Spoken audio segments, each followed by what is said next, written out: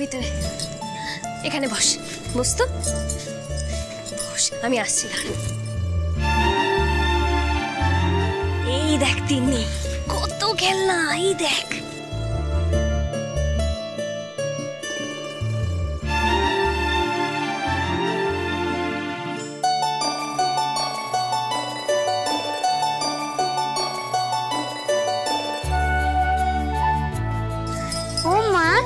এত খেলনা কার গো?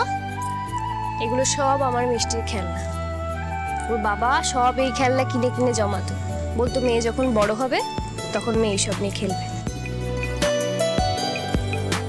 তো আমার মেয়েটা বড় হওয়ার আগেই হারিয়ে গেল। তোমার মেয়ের নাম মিষ্টি বুঝি? হ্যাঁ, ওর নাম মিষ্টি। তুই ছবি দেখবি বলেছিলিস না, দাঁড়া।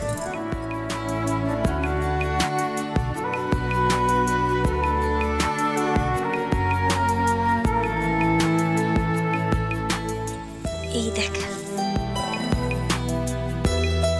মিষ্টির ছবি।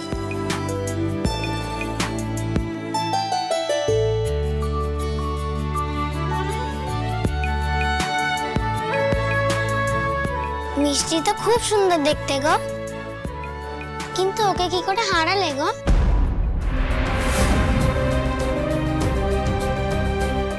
মাঠান, তুমি পারবে, তোমার কষ্ট হবে না? কোনো অসুবিধা নেই, কোনো কষ্ট হবে না।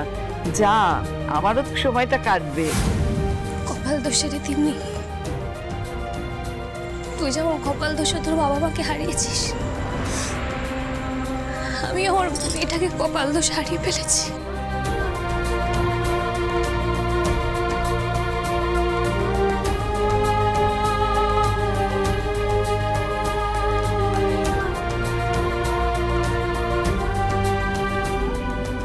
তুমি কেঁদো না গো, তুমি কত ভালো, গরিব ভিখারিদেরকে কত ভালোবাসো। আমি ঠাকুরকে বলবো, দেখবে ঠাকুর ঠিক তোমার মেয়েকে ফিরিয়ে দেবে।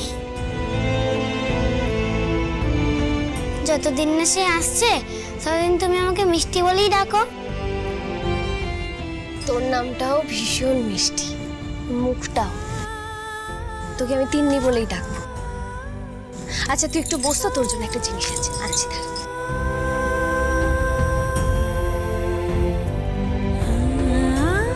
তিন্নি, এই দেখ তো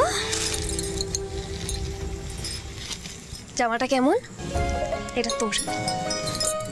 বাহ, খুব সুন্দর জামাটা। এটা কার গো? আমার?